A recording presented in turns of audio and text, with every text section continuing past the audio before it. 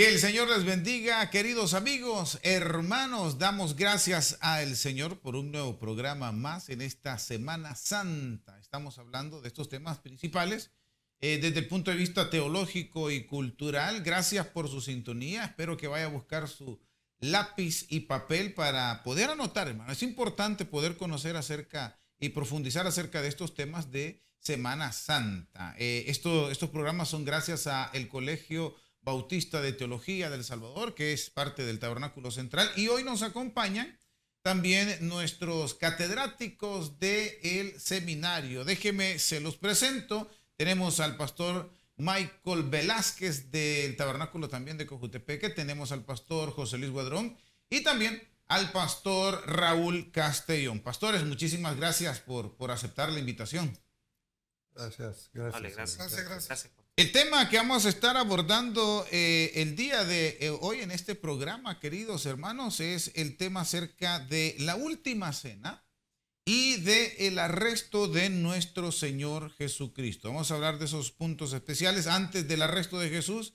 Ese momento bien íntimo que Jesucristo tuvo con sus discípulos fue en una mesa como la que tenemos. Vamos a hablar de todos esos aspectos y vamos a hablar de ese arresto. ¿Quiénes fueron los que arrestaron a Jesús? ¿Fueron los romanos? ¿Fueron la guardia del templo? Todos esos aspectos bien interesantes que es necesario que nos podamos conocer. Bien, gracias por su sintonía. La primera pregunta que quiero lanzar a los panelistas, empezando con el pastor Michael Rodríguez, Michael Velázquez, perdón, y vamos a contestarlas progresivamente todos, es ¿en qué consistió la última cena? ¿Qué era la última cena? ¿Por qué debían de hacer la última cena? Ya estuvimos hablando de la fiesta que se estaba celebrando. Pastor Michael. Bueno, para iniciar, hay que tener claro que la categoría última cena es una categoría que surge posteriormente en el cristianismo para referirse así al momento en que Jesús compartió con sus discípulos. No se puede encontrar como categoría bíblica en el Nuevo Testamento, sino que es una condición que posteriormente el cristianismo estableció para, definir ese momento en que Jesús compartió su última Pascua. Pasó lo mismo con cuando hablábamos días anteriores de la entrada triunfal, ¿se acuerda? Triunfal era un término que se le dio. Sí, la verdad es que el cristianismo ha procedido a establecer muchas categorías que probablemente no se encuentran dentro de los textos, pero que uno entiende pues claramente que esta es la conformación en que el cristianismo ha entendido la celebración en la cual Jesús se sentó con sus discípulos celebrando la Pascua, ¿verdad? La Pascua judía, la Pesaj judía. Y en este sentido, dentro de los textos evangélicos del Nuevo Testamento, ha trascendido porque cada texto, digamos, de los evangelios sinópticos y el de Juan establecen ciertas diferencias que son las que más o menos vamos a discutir el día de hoy. En esta forma podemos ver que la tradición que más ha absorbido el cristianismo es la tradición joánica en alguna forma, es decir, el momento en el cual Jesús está con sus discípulos compartiendo ese momento. Y de alguna manera esta tradición en lo que respecta a la celebración previa a su muerte, puesto que los sinópticos tienen algunas distinciones con respecto a las fechas más que todo. Y si bien es cierto, el Evangelio de Juan no nombra en ningún momento que se está celebrando la cena, se entiende que están en una cuestión de diálogo y plática. Y es curioso porque Juan en ningún momento dice que están celebrando, pero lo que pasa es que la tradición que más de alguna manera ha prevalecido es la del lavamiento de los pies, de alguna forma. Entonces, los sinópticos nos dicen que estaban comiendo en la Pesaj. El Evangelio de Juan dice que estaba prácticamente celebrándose, pero no dice en ningún momento que estaban comiendo. Y en ese momento, bajo la cuestión de compartir, de alguna manera, Jesús tiene algunos simbolismos, que es lo que ahora vamos a estar discutiendo, que podemos encontrar en los sinópticos. Ahora, particularmente quiero decir que la tradición que más ha sobresalido, es decir, si bien es cierto, el lavamiento de los pies es la que más ha absorbido el cristianismo, pero la que, digamos, ha sobresalido en la liturgia es la del Evangelio de Lucas. Es la del Evangelio de Lucas. Entonces, nosotros podemos decir que la tradición más predominante es Lucas, pero Lucas se toma de un texto paulino. Y esto hay que dejarlo claro desde el principio. El primero que habló de la cena del Señor es el apóstol Pablo en Corintios, primera de Corintios. De esta forma, cuando él aporta esta tradición, Pablo dice en sus cartas, en primera de Corintios, que él recibió esta tradición. Realmente hay una disputa teológica de cómo la habrá recibido esta tradición, pero posteriormente, cuando se escriben los evangelios sinópticos, Marcos, en primer lugar Marcos, posteriormente Mateo, luego Lucas, ellos prácticamente absorben esta tradición de la cena, pero el que más copia a Pablo es Lucas. El que más copia a Pablo es Lucas. Bueno, yo voy a decir lo siguiente, y lo dije en el anterior programa. Para no confundirnos con que hay diferencias, debemos entender que los evangelios no son libros históricos, no son tratados teológicos, no son tratados científicos, sino que son libros que fueron escritos desde el punto de la fe, para que la gente creyera, porque los evangelios son posteriores a la muerte de Jesús. Algunos dicen 30, otros dicen 40, ya para esa época se estaba perdiendo, entonces necesitaban una historia hecha desde el ángulo de la fe. Ahora, ¿qué se estaba celebrando? Lo que se estaba celebrando, y ahí está mal traducido la palabra Pascua, es Pesa, porque el traductor, que fue Jerónimo, en la Vulgata Latina, va a quitarle todos los judíos y le pone Pascua. Pascua era una fiesta romana donde se celebraba, que casi caía con el Pesa, que es en primavera. Por eso usted mira los calendarios que son movibles.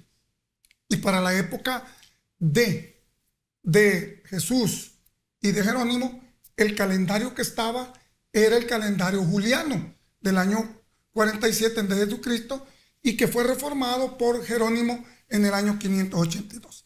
En ese sentido, no debe de entenderse que hay diferencias, sino que lo que hay son como ópticas del punto de vista de la fe. Entonces, ¿qué celebraba Jesús? El Pesa. ¿Y qué se hace en Pesa? Bueno, como buen judío, porque el problema es que hay que entenderlo desde su contexto cultural, para que entendamos, como buen judío, el Pesa es la celebración de lo que sucedió allá en Éxodo, que era la celebración de la liberación de Egipto para Israel. Por eso le dice, ¿dónde quieres que celebremos la Pesa? Todo judío, cuando va el 14 de Nisan, que no es jueves, sino que eso ya es otra situación que la iglesia llamada cristianismo católico impuso, ellos celebran el Pesa. ¿Qué hacían en Israel? Ese es el punto, porque si usted ve, en alguna parte dice, en Pesa se come, se celebra, se comparte, y hay toda una compartición. Y lo interesante es que en esa celebración hay una pregunta que se hace. ¿Qué diferencia tiene esta noche de la anterior? Esa pregunta no la hace un mayor, la hace un niño, pero en la época él estaba con sus discípulos y el más joven tenía que preguntar cuál es la diferencia entre esta noche y las noches anteriores. Y ahí venía Jesús y les contaba el relato de toda la liberación. Y es más, ya el 12, sí, en la tarde, 12 de abril, se celebra el Pesaj en Israel. Y se pasa contando toda la noche cómo fueron liberados y todo, porque esa es la idea, exaltar la libertad. Entonces en Pesaj lo que está celebrando es una fiesta judía, diferente a la Pascua norteamericana,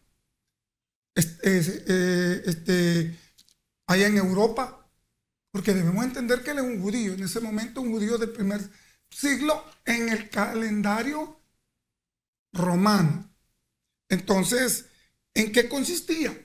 En celebrar la independencia de Israel. Pero aquí viene un punto. Israel era un estado vasallo que en el año 66 Pompeyo había conquistado. Y ellos esperaban que esa noche apareciera el libertador. Bueno, quiero agregar, sin ningún tipo de interpretación adicional más que lo que le dice la Biblia. No voy a tocar los aspectos que están tocando ellos, me voy a ir al texto directo. ¿En qué consistió la última cena? Creo que el pastor Guadrón ha tirado varias líneas que son las correctas. Olvidémonos de montones de traducciones del 100, 200, 300. Vamos a mirar al texto, por lo menos lo que nos refleja el texto. De la Reina Valera. En cualquiera, pero el asunto es que dice, llegó los días de los panes sin levadura, en el cual era necesario sacrificar el cordero de la Pascua. Okay. Aspecto importante que ya tocó el pastor Garón, la Pascua es Pesaj. ¿Y qué es lo que dice Pesaj? Lo que están recordando ellos, yo me voy a limitar solo al contexto, hasta esa noche, ahí para acá no. Lo que están celebrando ellos es precisamente la liberación de Egipto. Y el Pesaj en el contexto hebreo significa pasar. O sea, el énfasis, y por supuesto entiende, es cuando pasó esa noche, el ángel destructor, o sea, es que ese es lo que está recordando ellos allí. Así es. Jesús no está explicando nada más allá de los aspectos que él va a agregar, los vamos a tocar en un punto aparte, pero ellos están en una Pascua más. Así es. ¿No? En una Pascua más. Así es. Y está todo Israel en esa Pascua más. A eso vamos a llamar. El Pesaj. Y por supuesto recordaban eso. La liberación que nos lleva a Éxodo 12, etcétera. Entonces, estamos hablando de la última cena en la que estuvo el Señor Jesús. Porque el Pesaj se siguió celebrando posiblemente hasta el año 70 o unos 2-3 años antes, porque desde el año 66, que comenzó la escalada, que terminó con la destrucción de Jerusalén, es posiblemente que había allá alguna incomodidad. Independientemente que haya llegado hasta el 70, podemos decir que desde que nació el Señor Jesús, que era llevado a la Pascua, niño, ¿sí? Y siguió llegando hasta por lo menos el 65, la Pascua se celebraba, ¿verdad?, en la víspera de la celebración de los días de los panes sin levadura, y el Pesaj recordaba exactamente lo que pasó la noche allá, cuando con todas sus cosas salieron de Egipto. Hay mucho más, pero seguimos adelante. Perfecto.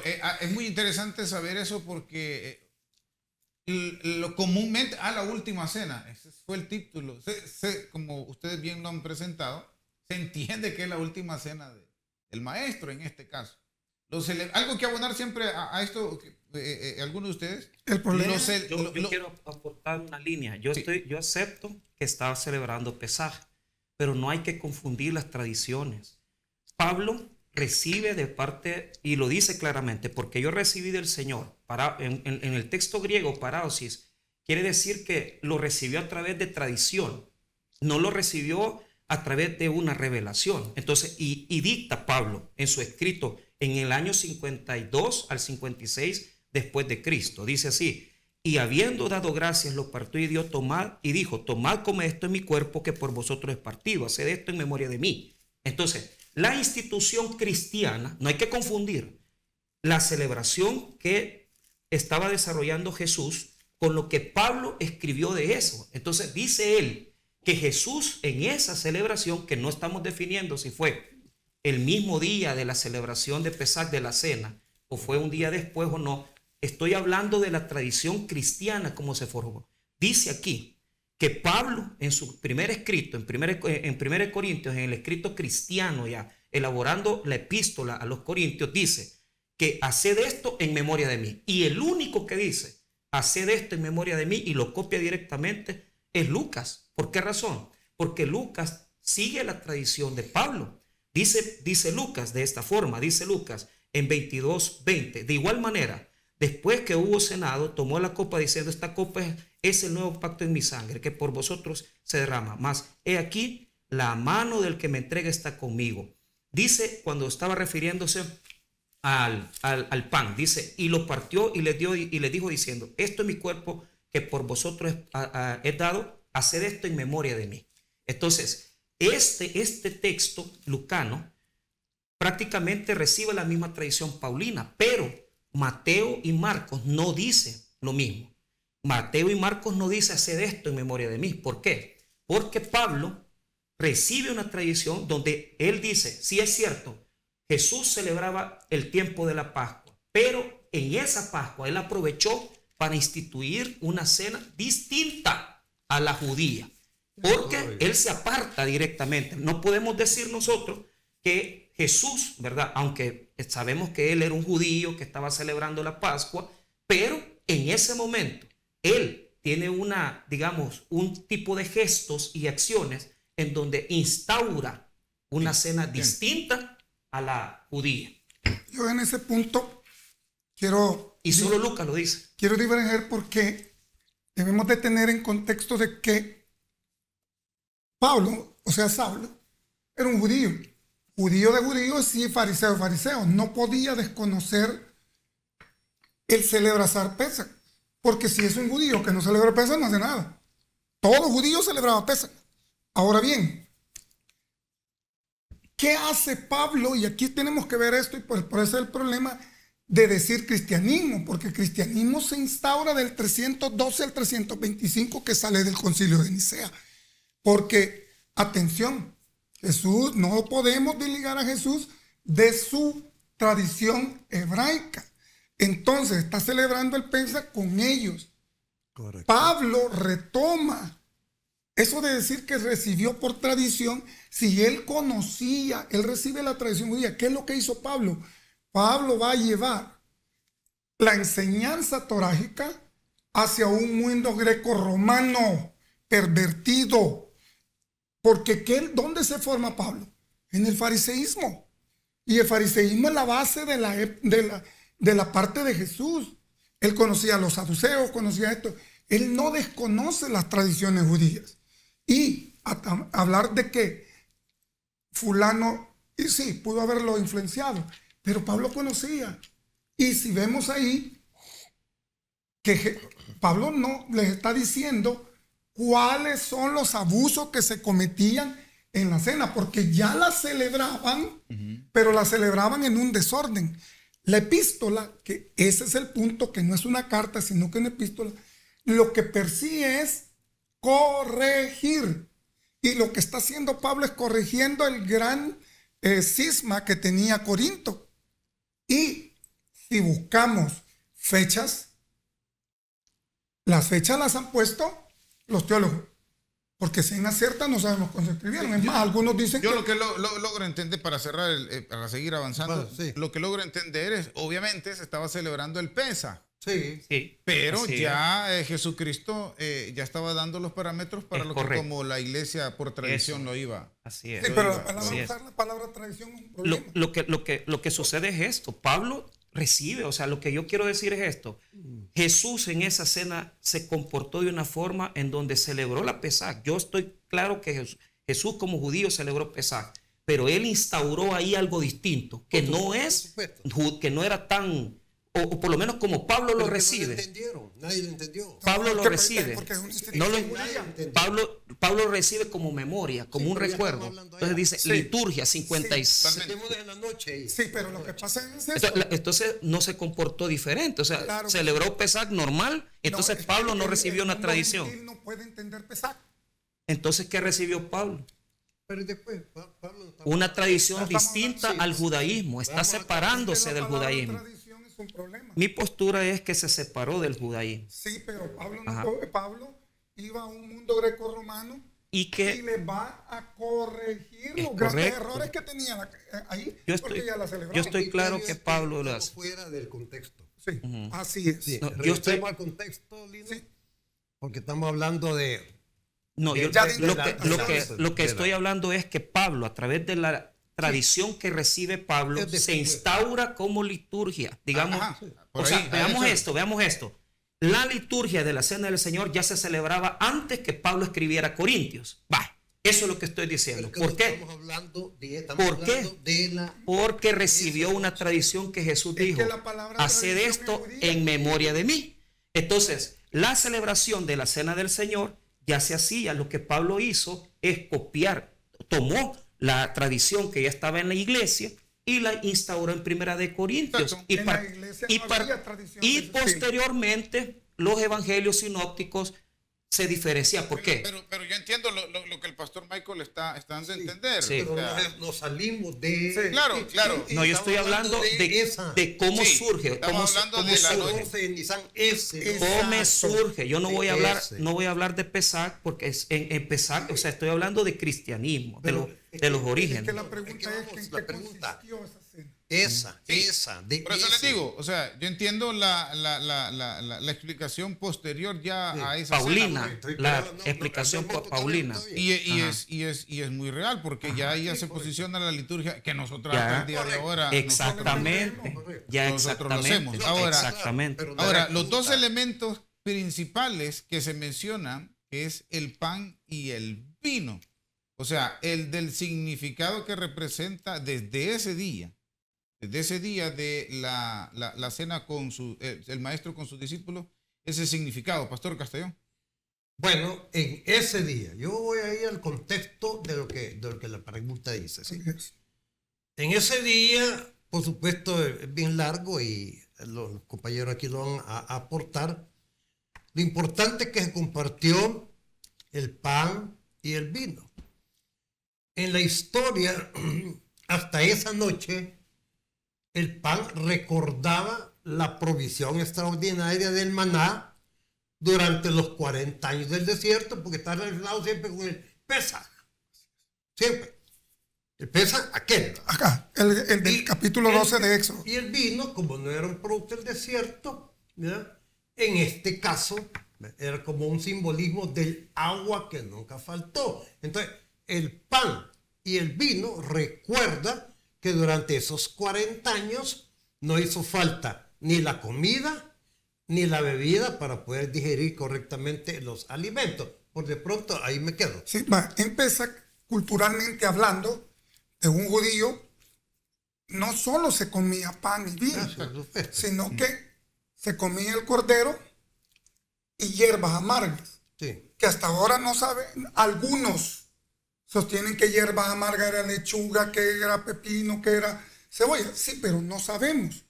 No sabemos ni podemos estar especulando que eran esas hierbas amargas, porque las hierbas amargas lo que simbolizaba era la amargura de la esclavitud. Y el cordero era quien iba a pagar por la liberación, porque eso es lo que se está hablando. El vino, que es parte de la alimentación de un judío, porque en la época antigua era más fácil tomar vino que agua. Correcto. Porque el agua estaba contaminada. Entonces el vino que se tomaba no era vino puro, sino que se agarraba un cuarto de vino por 3 partes de agua para mezclarlo y no embriagarse. Si usted mira el texto dice que cenaron. Sí, es que eso es lo que tenían que hacer, cenar. Y después de haber cenado, toma la copa. Exacto. O sea, comieron el Pesaj. O sea, que podemos decir que se cumplió el ritual del Pesaj. Exacto. Y de ahí. Entonces él va a agarrar una copa que en la tradición hebrea, que no es torágica, sino que es rabídica, se habla de 4 copas.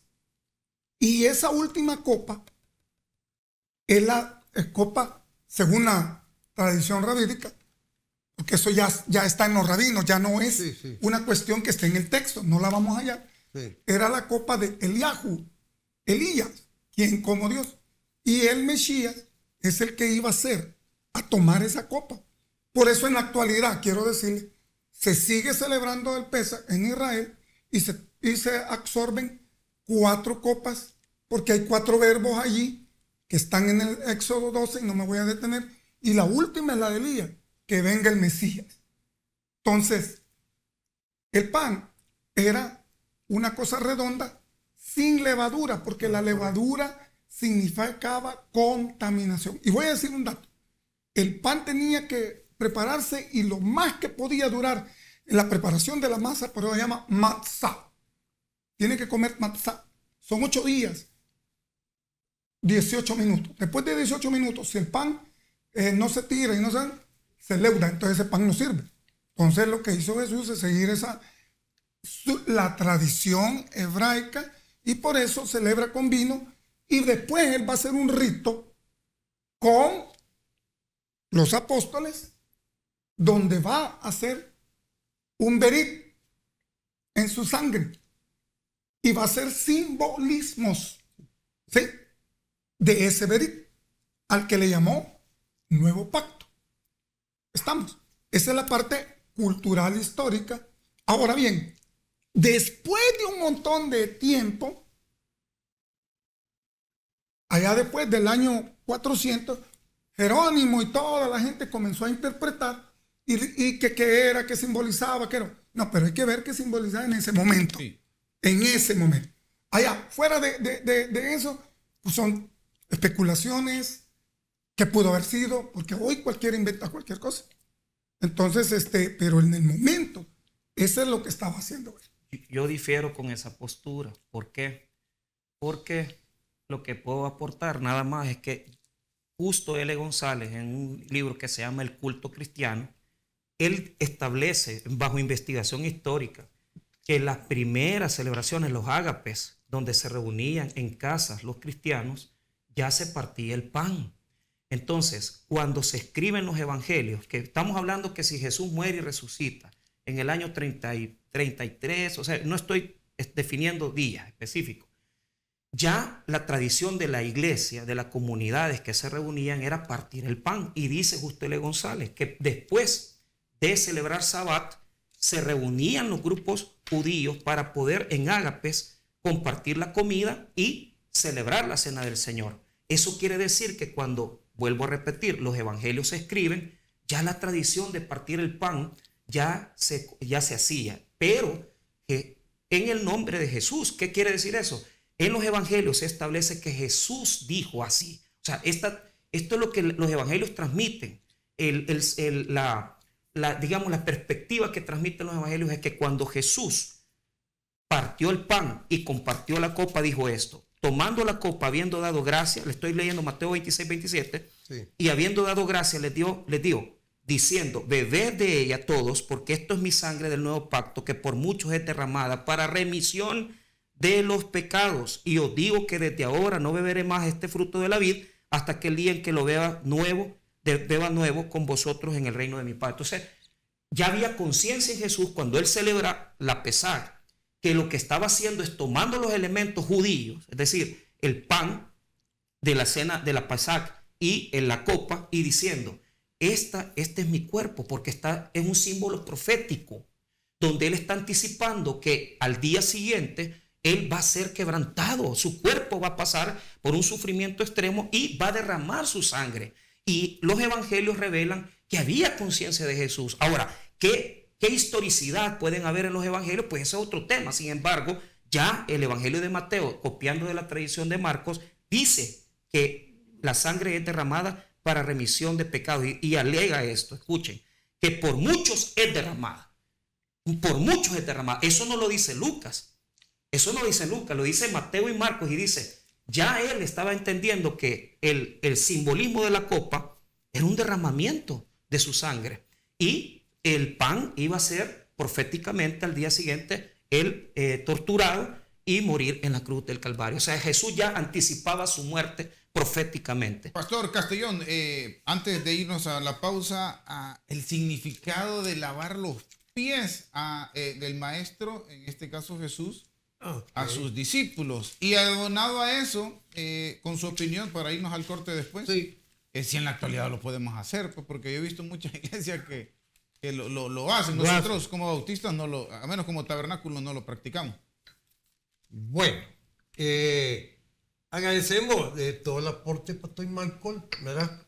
Pero en lo personal, que muy bueno los aportes, pero el tema es la última cena y el arresto de Jesús. En cuanto a lavar los pies a los discípulos, he investigado por varios lados y casi todos enfocan en que Jesús resaltó el propósito de su venida a lavar los pies y dio ejemplo a sus discípulos. ¿Qué enseña lavar los pies a los discípulos? 1. Símbolo de humildad. 2. Enseñanza en servicio desinteresado. 3. Símbolo de amor. 4. Estaba enseñando que la humillación de él no iba a ser en vano, porque esa noche hay que recordar que lo que menos esperaba la gente que estaba con él es lo que pasó. Sí. O sea, por eso es que hay que limitarlo. Es lo que menos esperaba, es lo que pasó. También estaba enseñando que debemos amar a los demás, como él nos amó, la enseñanza para el grupo pequeño. A lavar los pies, agacharse ante la gente, ante otra persona, dicen algunos expertos que es un acto de bondad, un acto de generosidad.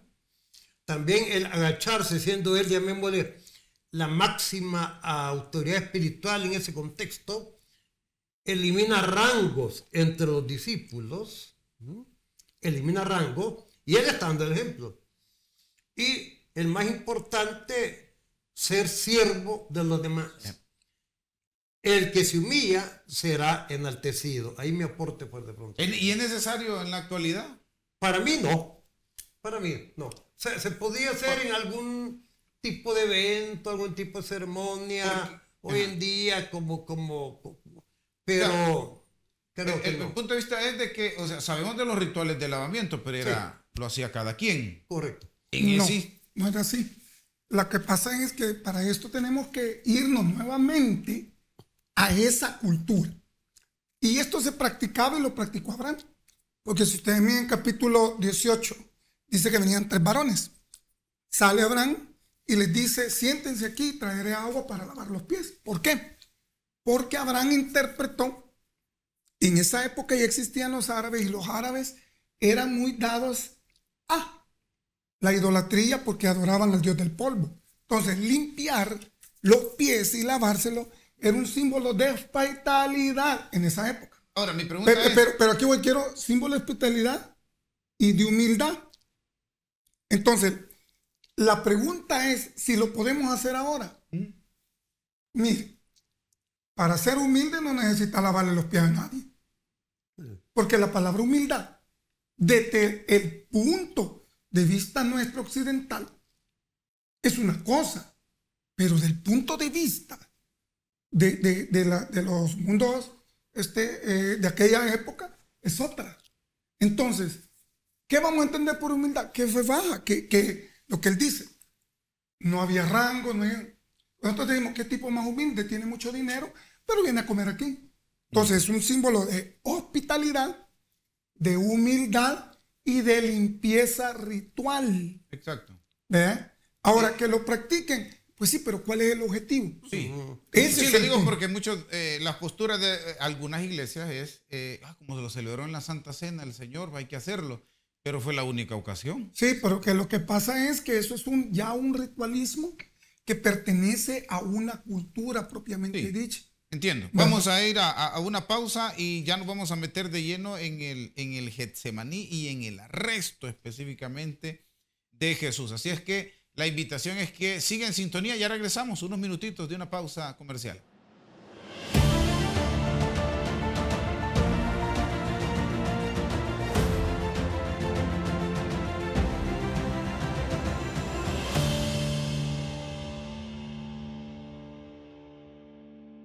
Seguimos en nuestros programas especiales de Semana Santa y con las preguntas a continuación vamos, ya hablamos acerca de todo lo que implicó la semana, la última cena, ¿sí? O la celebración de la Pascua.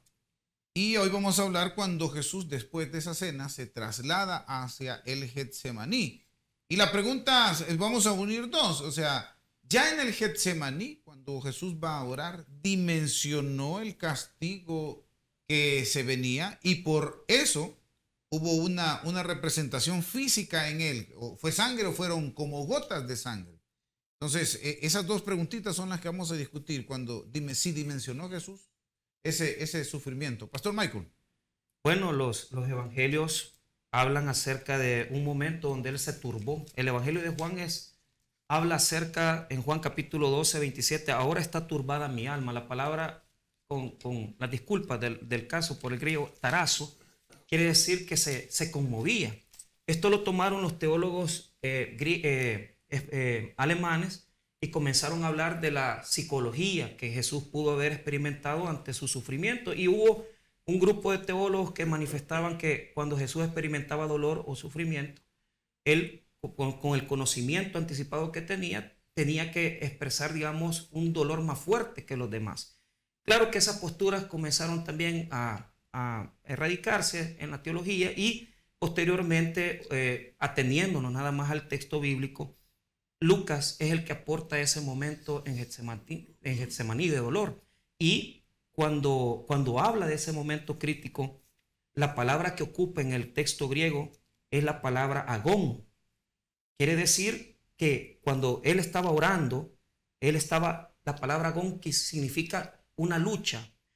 Había una lucha en él. Los teólogos no saben cómo explicarlo porque a veces presentamos a un Jesús tan divino, que es Dios y hombre, pero se nos olvida que él experimentó también sufrimiento y dolor. Entonces, cuando la palabra dice en el Evangelio de Lucas que él estaba en el Getsemaní, en el versículo número 43, si se le apareció un ángel del cielo para fortalecerle, estando en agonía, oraba más intensamente y era su sudor como grandes gotas de sangre que caían hasta la tierra. Entonces podemos decir que Jesús experimentó primero un sufrimiento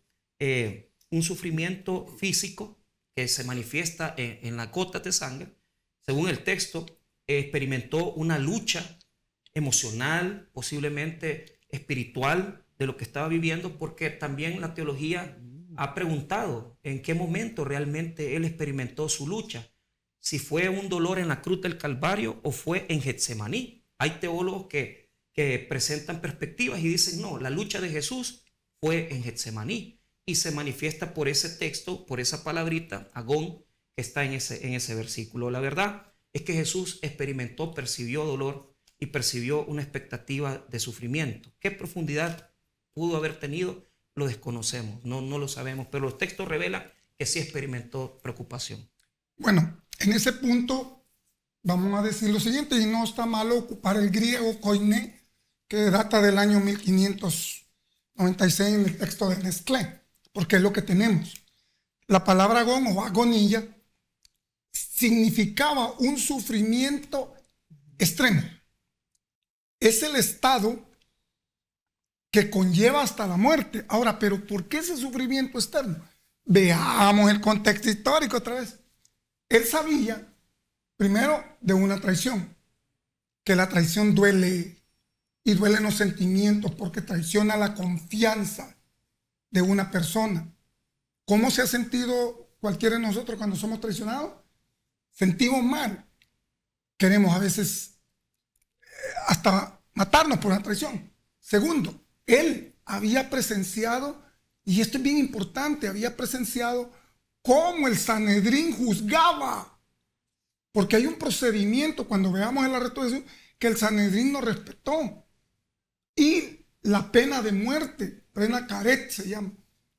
Y cómo los romanos trataban a sus compatriotas cuando les iban a dar un castigo. No era sencillo. Entonces él comenzó a sufrir y produce algo que solo aquellos que hemos estado al filo de la muerte podemos entender, es la sepsis. Ese que puede causar un grave accidente vascular en el cerebro o en el corazón. Entonces, cuando él está en esa situación, comienza a producir algo que los científicos le llaman hematodrosis, que es una condición muy rara, y comienza a sudar exageradamente, pero el sudor es espeso. Eso quiere decir que hubo una deshidratación, porque como gota, aquí viene la palabra como en nuestro idioma, es una metáfora de espesos, porque la sangre es espesa, que caía y entonces, ¿cuál era el método que él tenía?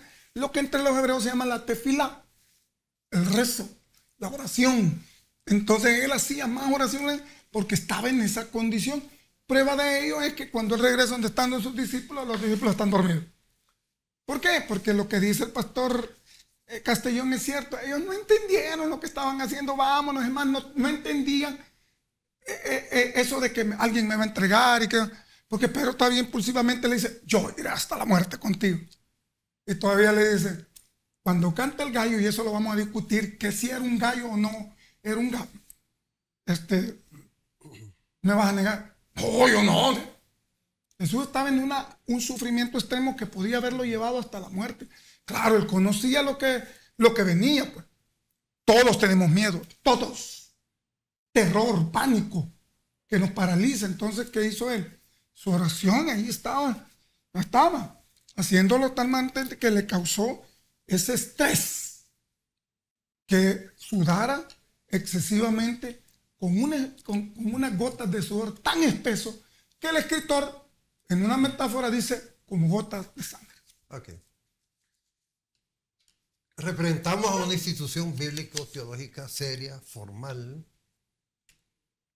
y tenemos que ir al mismo texto. La pregunta es interesante porque no se contesta allá. ¿Verdad? Ya la vamos a ver.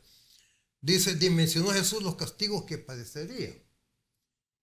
El mismo texto de Lucas, esto es importante para esta pregunta. Cuando se le aparece a los de Emaús, no era necesario que el Cristo padeciera estas cosas y que entrara en su gloria. Y comenzando desde Moisés y siguiendo por todos los profetas, les declaraba en toda la escritura lo que él decía. 44.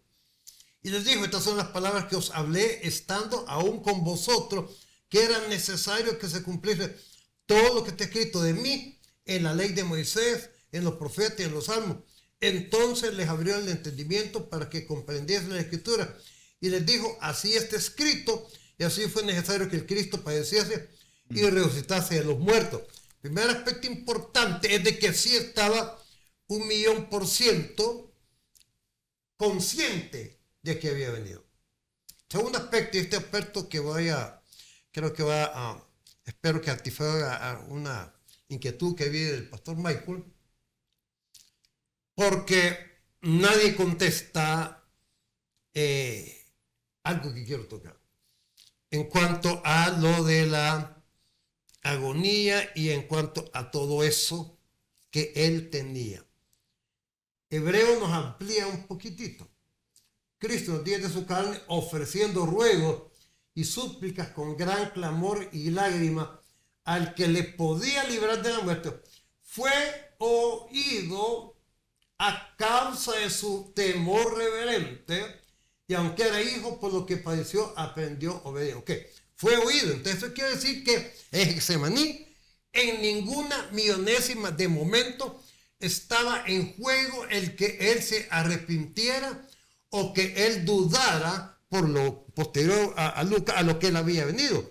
Y si él fue oído, entonces aquella suposición de que propuesta muchos teólogos que él estaba clamando ahí ver si había otra alternativa, otra salida, ¿verdad? Si fue oído, entonces no hubiera llegado a la cruz del Calvario. Entonces lo que queda bien claro es lo que decías tú. ¿Qué pasó? ¿Qué es lo que hay? Ok. El único teólogo que da una respuesta en todo el mundo español se llama el doctor Evis Luis Carballosa. Y fue oído en cuanto a que en el momento en que él está llevando los pecados de toda la humanidad,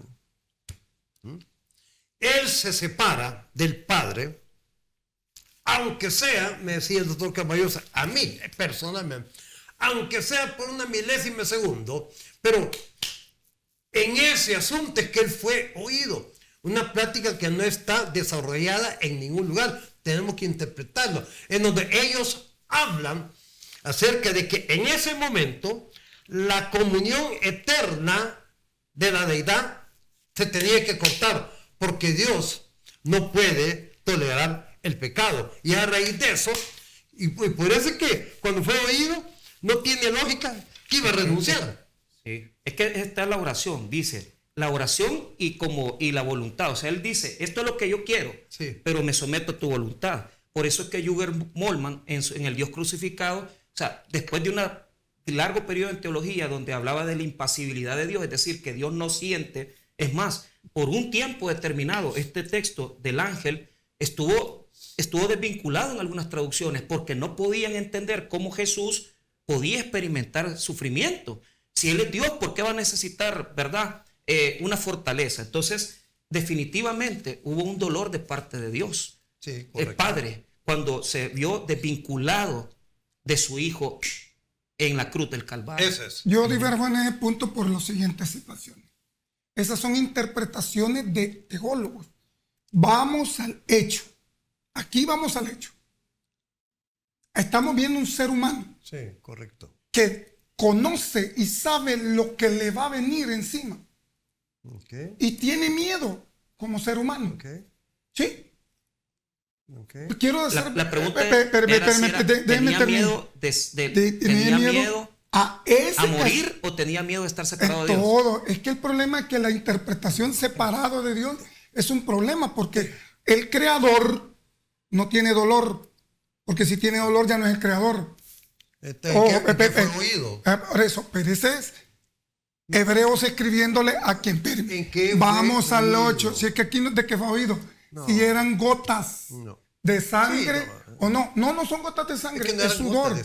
La palabra en griego dice tromboi. Exacto, trombosis. Y es la que se ocupa para una. ¿Y qué es una trombosis? Gota de sangre en griego. Exacto, tromboi. Pero ¿qué es una trombosis? Ahora, mi problema no es con las gotas de sangre. Es que esa es la pregunta. La misma línea azul. Sí, dice que dimensionó. No dimensionó. Él sabía lo que le venía. Correcto. Entonces, contestemos la pregunta y no nos vamos a interpretaciones, sino que sí sabía lo que le venía encima. Lo lleva Lucas. Y por eso era evidente, o sea, en el ministerio de Jesús ver las crucifixiones fuera de la ciudad. No, pues sí, eso era normal. Pues sí, ¿Por qué? Vaya, voy a decir esto. ¿Por qué el Imperio Romano no escribió de Jesús? Porque para ellos matar a cualquiera, si esas las crucifixiones eran a diario, pues sí. ¿Verdad? Entonces, el problema es que los evangelios no se deben, son escritos desde la fe. Y vamos a decir esto, son posteriores, donde ya en un mundo helénico se van a meter ciertas cosas. Autor de Hebreos tiene otra cuestión. Entonces, cada óptica, pero estamos en el hecho. ¿Dimensionó Jesús? Sí. No lo dimensionó. Él sabía. Él sabía. Es lo que yo toqué con los textos de Lucas. Sí, ahora, el arresto ya de Jesús, aquí hay algo bien interesante. Eso, obviamente, el arresto lo orquesta el Sanedrín, los principales sacerdotes. Desde ahí, de lo que hablamos en programas anteriores, cuando buscaban una ocasión para hacerlo caer. Entonces, desde ahí ya sabemos que se orquesta. Ahora, ¿quiénes fueron los que lo arrestaron a Jesús? Digo esto porque en los evangelios, en Mateo y en Marcos, en Mateo capítulo 26 y versículo 47 y Marcos 14, 43 dice que era mucha gente. Lucas 22, 47 dice que era una turba. En Juan capítulo 18, versículo 2 dice que eran soldados y también más ahí mismo dicen que eran alguaciles los que lo estaban. Entonces, ¿eran judíos o eran romanos los que fueron a arrestar a Jesús? Bueno, Pastor, para ver el arresto de Jesús, hay que ver cuál era el procedimiento de la Torá para juzgar a un reo con pena de muerte. En el mundo hebreo la pena de muerte se llama caret, cortar. ¿Por qué el Sanedrín? Quiero decirles que el Sanedrín se instituyó con Moisés, cuando el Creador le dijo, escógete gente. Y hay toda una cantidad de personas que están. El Sanedrín de la época de Jesús tenían que ser 72 viejitos de plata, pero ya estaban corrompidos. ¿Por qué? Sí. Porque era Roma la que instituía quiénes iban a estar ahí. Roma instituía quién era el sumo sacerdote, tal grado que Caifás y Anás en esa época se jugaban un año él, un año otro, que no era así. Entonces el Sanedrín, que es como se le llama en hebreo Bedín, y había un Sanedrín de 3, de 72, y había uno más grande. Eran los que juzgaban. Para la época de Jesús, cuando el Imperio Romano era una república, año 26, cambian las cuestiones y se convierte en imperio. La palabra imperiere significa ponerle mano sobre, en el latín. Entonces, ¿qué sucede? Eran los romanos los que impusieron su ley romana. Entonces le quitaron la facultad al Sanedrín de matar a un hombre. Entonces, ¿qué sucede? El Sanedrín, Caifás hace una interpretación bien interesante, porque la gente quería hacer a Jesús el Mashiach, el rey. Porque si ustedes miran toda la cuestión de que dice que la entrada triunfal era el rey, el Melech judío. Entonces, ellos esperaban un rey, al Mashiach. Entonces, cuando lo llevan a Pilato, Pilato le hace la pregunta, ¿eres tu rey? Esa es la pregunta. ¿Cuándo instaurarás el reino? La pregunta de los apóstoles. Todo el mundo esperaba el reinado con el Mashiach, estando aquí. Y el reino de Dios se ha acercado. Entonces, ¿qué sucede? En ese momento, Judas lo que pretendía era un mártir para provocar la revolución. Ya lo discutimos en otro lugar. Entonces, ¿qué sucedía? Que viene Caifás y dice, sí, y ahí está en el texto, no lo voy a parafrasear, que era mejor que muriera un hombre por todo el pueblo, porque si él se hacía rey, venían los romanos y los iban a arrasar. Entonces, como eran las autoridades que tenían que proteger la legislación, lo espiritual, entonces dicen, no, buscan. ¿Cuál era la cuestión? Que él violara la ley de Moisés. Por eso le hacen preguntas mordaces con la cuestión del tributo. Debemos dar impuestos. Si decía que sí, está con Roma. Si decía que no, la ley romana. O sea, ¿por qué el problema de la mujer adúltera? Porque él no era un juez. Él no era un Dayan, un Shostin, un Shortin. No era. Entonces él viene y le dice, no te condeno más. Porque él esperaban que él hiciera algo que rompiera la ley de Moisés. Por eso es que cuando lo llevan, buscan. ¿Por qué lo llevan en la noche? Porque el arresto es ilegal. Desde el punto de vista de la Torá, la forma de juzgar a Jesús es ilegal, porque hay todo un procedimiento en la Torá para juzgar a un hombre. Y Levítico 24 habla del delito de blasfemia. Entonces, el delito que se le imputa es blasfemia, que no es la palabra que nosotros entendemos, porque la palabra blasfemia es griega. Porque el concepto blasfemia en el mundo hebraico es otra onda. ¿Ven? Entonces, ellos estaban discutiendo, porque cuando le preguntan, ¿eres tú el Mashiach? Ok, Pastor Castellón, ¿eran judíos o romanos los que fueron a arrestar a Jesús? ¿Soldados romanos o soldados de la guardia del templo?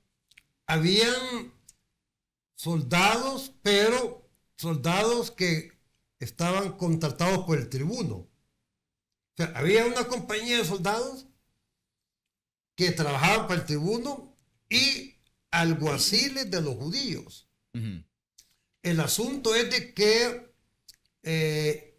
¿cuál era la diferencia entre una turba y los soldados? Era el arma. ¿El arma? El arma, que solo los soldados podían tener espada. Ningún civil podía tenerla. Entonces, yo creo que el decir soldado, decir la guardia, los demás que están ahí, ¿verdad? Yo creo que es una forma de expresar distintos aspectos acerca de la gente que llegó. Pero la diferencia entre un soldado es de que el soldado tenía arma y la turba no. Sí, pero también debemos de entender esto. ¿Quién era la guardia del templo?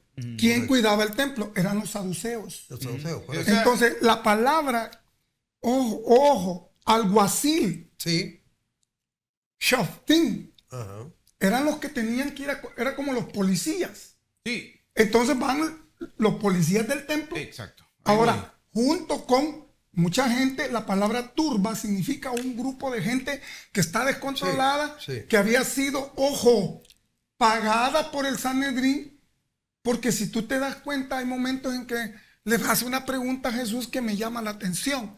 ¿A quién buscáis? ¿Lo conocían o no lo conocían? Entonces, pues dice, ¿cuánto tiempo estuve entre vosotros en el templo y no me arrestasteis? Eso quiere decir que era la guardia saducea, ¿verdad? Porque a eso voy. la guardia saducea, junto con un montón de gente de turba, que la turba es mucha gente. Vaya, lo que pasa aquí cuando se tiran las barras, vaya, piedras. ¿Cuáles son las armas de la turba? Palos, piedras o cualquier otra cosa contundente.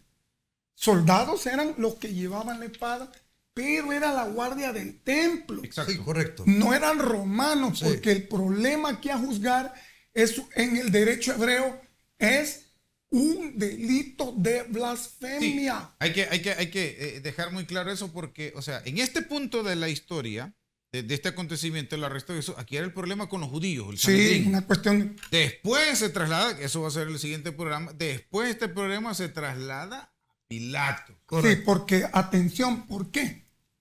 Porque la blasfemia, y esto quiero que los que van a discutir esto tienen que meterse, la blasfemia no era un delito en el derecho romano. No existía. Sí, por eso es que el Sanedrín, dentro del Sanedrín es, vos sos el hijo de Dios. Sí, la pregunta. Y dentro de Pilatos él es el rey. Sí, y el único rey hay César. Exacto, porque hicieron una cuestión religiosa, la convirtieron en una cuestión política. ¿Y cuándo se convierte en eso?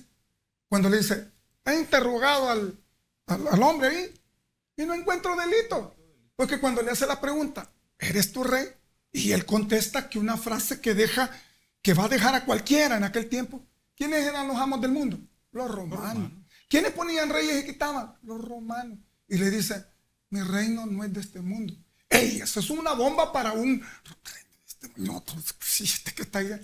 Por eso dice, le azotaré y lo dejaré. ¿Por qué? Por andarse queriendo burlar de mí. ¿Cómo es que tienes un reino de este mundo? Si nosotros mandamos.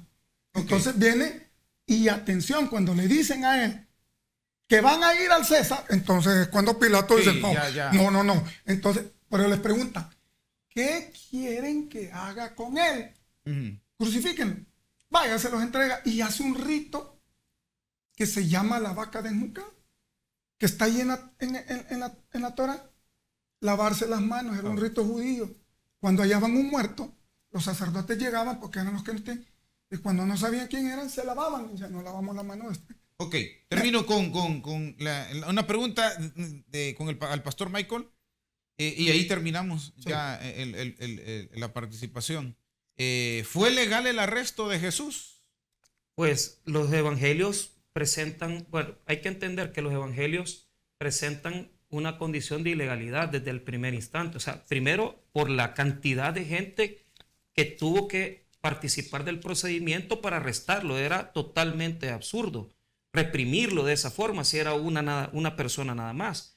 Sin embargo, lo que sucede es que los textos de los evangelios nos hacen esa presentación de Jesús tocando intereses religiosos fuertes, como es el hecho de que tocó los intereses del templo y que de alguna manera el sumo sacerdote se vio afectado en sus intereses. Pues entonces esa represión en la cual actuaron para arrestarlo implica ir de noche y someterlo primeramente a un procedimiento ante el Sanedrín, que hay duda si estuvo reunido completo o lo que haya sido. Fue nocturno. Era ilegal.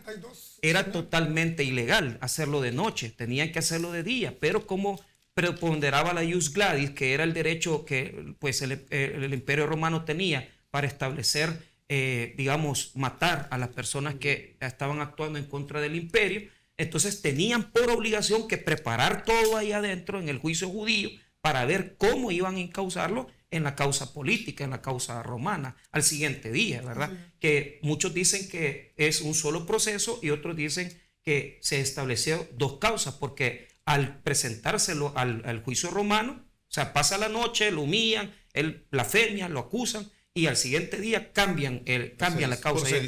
Por sedición. Entonces ahí es donde se dan las ilegalidades del proceso. Que eso de sedición para los romanos era lo que estaban evitando. Exacto, porque pero ¿por qué? Porque lo que dije en un programa, el 14 de Nisan habían sitiado, porque siempre salía alguien que decía que era el Mesías, y si el rey aparecía, nosotros lo vamos a aplastar los romanos porque el poder romano era el que mandaba. Ok, bien, ahí concluimos con la discusión. Vamos a ir a una pausa para venir con unas preguntas puntuales y respuestas rápidas de nuestros panelistas. Ya regresamos.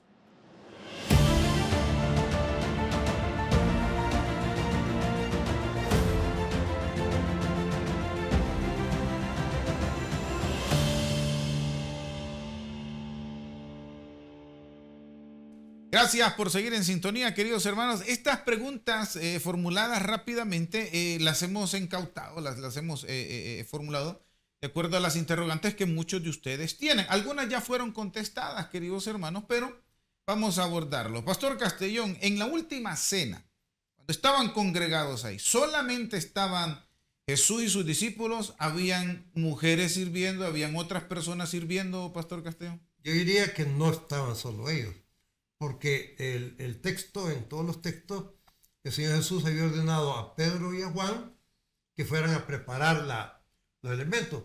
Además, el hecho de que ya sabían, el Señor Jesús los mandó a un lugar específico, nos indica que no solo estaba arreglado el local, ¿verdad? Yo en lo personal, porque no hay mayor explicación, es que por lo menos la Virgen María, en lo personal, y es posible que los dos discípulos de Maús también estuvieron. Lo que nos indica es de que había, a mi criterio, puede ser un grupo cercano, pero sirviendo. Exacto. Porque se tenía que preparar los alimentos y tener todo listo. Y no vemos en todas las escenas de los 4 evangelios que alguien estuviera de ellos levantándose y traer esto y aquí y colocar esto. Yo en lo personal creo que sí. ¿Y quién es posiblemente el grupo cercano? Únicamente de Pedro y Juan, por supuesto que está, y la Virgen María. Sí, es obvio que no se menciona mayor detalle porque no es el objetivo mencionar mayor detalle. Lo que pasa es esto, que miren, cuando se prepara el Pesaj, y en esa cultura, las mujeres comían aparte. Sí, y los hombres aparte. Correcto. Y en una mesa, que no es mesa así como esta, sino que era recostado uno del otro para que estuvieran cómodos. Esa era la pregunta ahorita, pastor, porque la suya sería, ¿qué clase de otros alimentos consumían si era una mesa normal o una mesa de tradición judía? Ahora, pero quiero abonar a esto. El sentido es, lo que se comían en esa época ¿es lo mismo que se consume ahora en la festividad del Pesaj? No. En esa época, si lo que vemos es el animalito asado, hierbas amargas y matzá, que es panes sin levadura. Entonces, las mujeres comían aparte y los hombres aparte. No podía comer una mujer con los hombres. Y se comía así, para que estuvieran recostados, ¿verdad? No así, sino que aquí, para que tú no, porque la cena significaba comodidad, como dijo el pastor Castellón, ellos llegaron a comer, a celebrar, a degustar. Ahora, los distintos alimentos que se preparan en la actualidad son tradiciones de sus rabinos. Sí, porque yo he visto unas cenas. No, se llama Seder. Y ahí en el Seder, que es un plato, hay varias cositas ahí, que no me voy a meter, hay varios alimentos, ¿verdad?, que representan unas cuestiones. Se come pescado, se comen pueros, dátiles, y eso tiene toda una serie de cosas. Se hacen oraciones, cantos, se toma vino. ¿Sí? Entonces, pero eso ya es una cuestión. Joseph Caro, el rabino que les dio toda la forma de cómo deben comportarse, es el que estipula un montón de la conducta. Y eso va a depender de qué escuela judía sea, si es Ashkenazi o es sefardí. Entonces, podríamos decir que sí habían mujeres, pero no comiendo con el grupo, sino que sirviendo, preparando.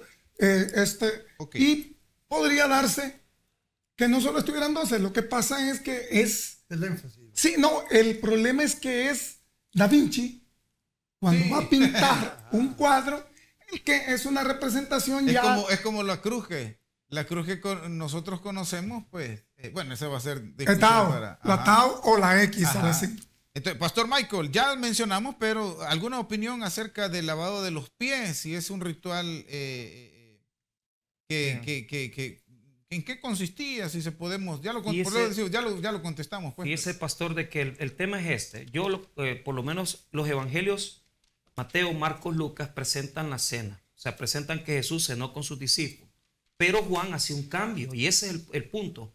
Juan, que está escrito en el año 100 después de Cristo, o sea, ya escribió Marcos, ya escribió Mateo, escribió Lucas. Entonces Juan como que quiere darle un aporte cuando escribe en el capítulo 13.